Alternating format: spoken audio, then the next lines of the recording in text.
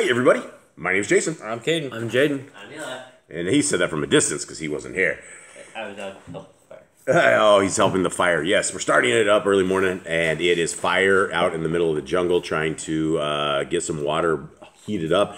That is life in the jungle. And how are you guys out there? Much love to every one of you guys. Thank you for joining us. It is our privilege to hang with you, and we are privileged by you guys hanging with us.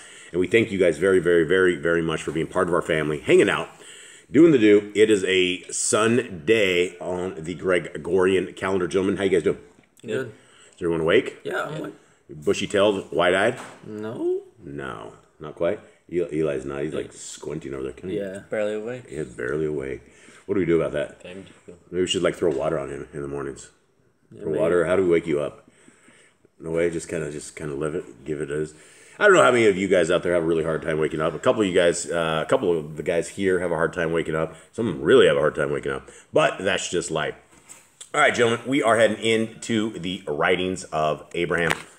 Can anybody give me a quick lowdown of the showdown of what went downtown? Last couple chapters talked about Yitzhak being born, him, and then as he grew up, it caused contention between him and Ishmael, and he broke one of Ishmael's arrows, and Ishmael hated him because that Ishmael aimed a bow to kill him, but who was sought from his heart, so he didn't kill him. Sarah saw it, and Abraham and Sarah decided he needed to go out of the camp, and Yahuwah said that he was going to bless Ishmael for Abraham's sake, and Isaac grew up, and when he was weaned, he started learning the Torah and how to be a priest. Yeah. All right. And so before I start, I wanted to guide everybody over here. If you have not downloaded the free PDFs, there's free PDFs of the entire scriptures along with the Apocrypha of what we are reading right here. These are free PDFs. You can get them, share them around. Very small in download compared to the quality and the amount of words that you get in there. And it is the word of our Creator. And for anybody who wants to help this channel, and when I say help this channel, there's never any kind of money that ever goes to us. We don't have a donation for us. We don't make any money on the Word of Yah anywhere at all. And any donations that come in go directly to the Yah scriptures. And for $59, we are getting ready to get these scriptures. We already put in our first payment into India. And they ordered the paper for us, and we're working on the front cover of it.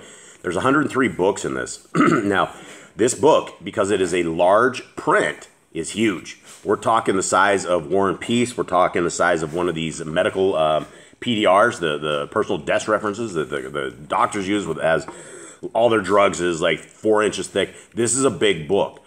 This book also has 3 bookmarks in it, so that you are able to basically get 3 different areas in there that you don't get lost, and you can have all this kind of stuff right there. And it is available right now. It will not be shipping until the end of February or March is when we expect to see these in and around. So we have the family who will be putting these out. And if you guys would like to help, what our plan is for every scriptures that is purchased, we're trying to get 1 full scriptures, this same 103 book into prisons for prisoners. And that is our hopes and dreams and goals. And thank you very, very much to everybody who has purchased scriptures already and got them on the list. And we really, really appreciate you guys. Okay. We are on chapter 132, right, fellas? Yep. Okay, here we are. Is everyone ready? Yep. All right, make it happen. When Yitzhak was 37 years old, he was one day talking with his brother Ishmael, and Ishmael was boasting of his righteousness, saying, "I was 13 years old when Yahuwah spake to my father to circumcise us, and from that time I have consecrated my soul unto Yahuwah and kept his commandments, as they have come unto me from my father." But Yitzhak answered him, saying, Sorry. Has a minor cough going on. "Why dost thou boast in thy righteousness? For none of us are without sin, and all mankind is as nothing before Yahuwah. And we must be prepared to be offered upon the altar as a sacrifice to our Elohim with joy, that we can glorify him before our calling and election is made sure." So we know this talked about during the thing, but I feel like it was a little different, and I think it was Jasher or Jubilees, one of the books. It talks about how they're like sitting there like having a little bit of argument, and he goes, "If it came to it, I would be sacrificed to Yahuwah if that's what you wanted me to do." So I feel like he was a little bit more different than this. Like he was like boasting, saying he would get sacrificed more like instead of when he prepared to be offering. Yeah, and so this was his idea. This was Isaac's idea, right? This is not a lot of times what we get from the regular scriptures is we get a part of the story, but we don't know all the details. We don't know exactly how it went down, and these are these side amenities to our meat and potatoes. Okay. This saying of Yitzchak's pleased Yahuwah, and Yahuwah has visited me, saying, Thy son Yitzchak have I seen, and his heart is right before me, and he is clean and pure, and an acceptable sacrifice unto Yahuwah. Okay, quick note. Before this, it was a lot like Job. Satan comes to Yahuwah. He goes, "What are you doing here?" And he goes, "I seek you, I can devour." And he goes, "He looked at my servant Abraham." He goes, "Yeah, it's the sacrifice, Isaac." Hold on, you haven't read the story. It's just about to come up. Oh, okay, I didn't. Cause I didn't think he was gonna go into that because Yahuwah already came to him and was like, "I gotta sacrifice." You your son. just crushed the storyline, friend. Sorry, guys. That's called a spoiler alert. Sorry, Okay. Anyway, guys. so in fact, it's right here. Okay, and Yahuwah touched the eyes of my understanding, that they were open, and I saw the sons of Elohim gathered in council with the Father, and Hillel also was among them. Okay, what do we make of Hillel? We know it's Satan, right? But I mean, this is a different name than any other. Have we seen this name anywhere in scriptures at all? I don't think so. I don't recall anything. I'm really. That means Lucifer. Does it? I think so. Yeah. So it's Hillel. Okay. Excuse me again. And Yahuwah said to Hillel, Surely thou hast been abroad in the earth, trying the hearts of men. Whom hast thou found standing in his integrity? Who should be further tried to know whether he be thine or mine? Hillel replied, Hast thou considered Abram and Sarah in Yitzchak? For I am unable to lead them into sin in whatever matter I place before them. Okay, I think this is a very interesting conversation right here, that we are able to see some of the intent of Hasatan, right? His intent right here. For I am unable to lead them into sin in whatever matter I place before them. So from those words alone, we can kind of gauge the amount of power and the strength that Hasatan has, that he is able to literally put stuff into us that is going to test us. And he keeps notes, right? He keeps notes of it. He knows who are his, and he knows who are Yah's. Okay, so let us go 6. They are united in perfect bonds of love and purity, and even Abram hath united all his family again, which was divided. Okay, and that's a huge thing right there, right? Satan talking about the family divided, right? And so when Hagar was driven off, this must have been a great thing for Hasatan, right? He must have been cheering them on. And because from this text right here, you can see that he was upset that they've united his family again, which was divided, right? And so the family is one of these things that is so important, not just from a structural standpoint, but from a creation of Yah, that he built these families and us into this kind of a system for support. 8. And Yahuwah said unto Hillel, Were I to say unto Abram, Bring up Yitzchak thy son unto the high place, and offer him as a burnt offering unto me, he would not withhold him from me, nor would Yitzchak refuse to be offered. And Hillel answered Yahuwah, Speak now unto Abram, as thou hast said, and we shall see whether his heart is perfect with Yahuwah, or whether his end shall be in my reign. Now, do you think Hasatan was able to be where the boys were when they were talking about this, that Isaac was the one that brought this up?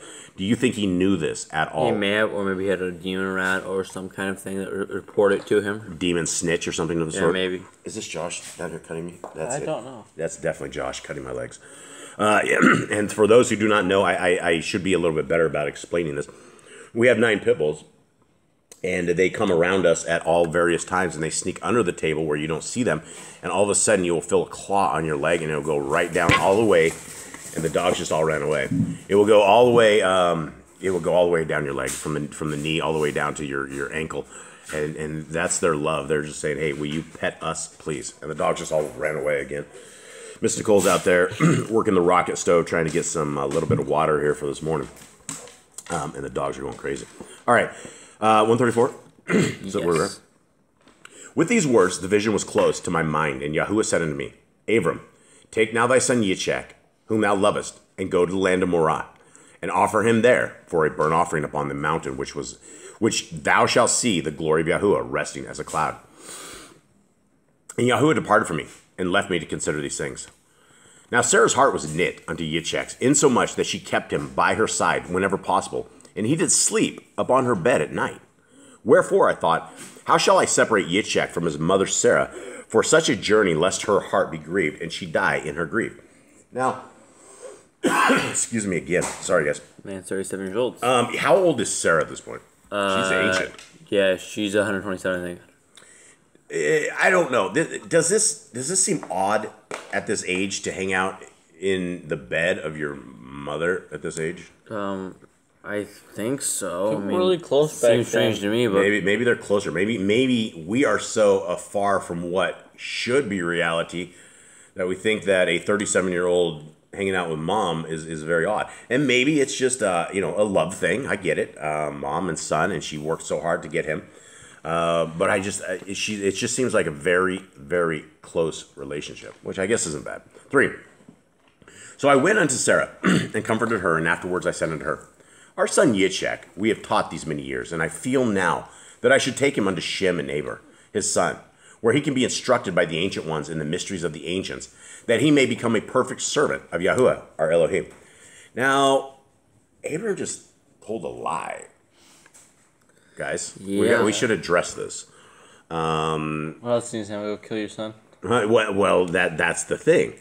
She would never go for that, right? She's like, oh, well, where are you guys going? The only thing that he spun a yarn, right? And maybe he had a plan afterwards to take him there. I think he does. He does take him there afterwards, yeah.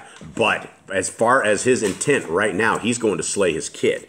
So this is a barefaced lie. But so, he knows Yah promised him generations through Isaac, so maybe he knew he'd bring back from the dead or something like that. maybe, yeah, absolutely. But the thing was he taking him to Shem and Eber? Not immediately.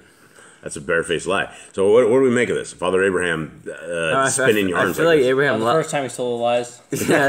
yeah, he and Isaac will tell some lies over the time. Yeah, so I mean, it seems like, and this is what would you call this one, a white lie? One of these little white lies? I don't know. This one's like about to get someone killed. We end up with someone dead after this. During this, so like. Yeah, imagine what Sarah would say if he did go up there and slaughter the son and then come back home and he had said that where is he? Is he at Shem and Eber's? Can you tell? Can we go see him? Not exactly, right? It wouldn't go down well. So anyway, 4. Sarah replied, thou hast spoken well, my Adon. Go now and do all that thou hast said. Only let the lad remain not too long apart from me, for my soul is bound to his soul with a perfect love from Elohim. And I answered Sarah, saying, my daughter, let us pray to Yahuwah, our Elohim, that we may yield to his will in all things, and that all things will work together for our good. I think we'll leave it at that. Those are some decent discussion points on this. I guess part of his clearing up a little white lie is that he says here, let us pray to Yahuwah, the Elohim, we may yield to his will in all things, and that all things will work together for our good. Sarah had absolutely no idea what that meant, and this is very interesting. This is very, very interesting. We all fall from grace. We all fall, right? I mean, if Father Abraham is having to spin a yarn to get to the point where he can take his kid up to kill him, his Sarah, I don't think Sarah would ever be okay after this. I don't think she and he would ever be like good. Maybe. Well, Abraham answered with words. I mean, they don't see him alive again. She's dead. Right. She dies before they ever make it. Yeah, they're dead. This is the last time they ever see her, and so this is interesting. This is her final moments. This is in like sadness. The last time she ever sees her kid, she's just very, very, very sad. Okay, all right. Well, we will continue on with the trip tomorrow. How this goes down and everything, and we thank you all for being part of our family. We thank you all for hanging out with us, and we hope you have a wonderful day. And that's it. Shalom. All right. Shalom.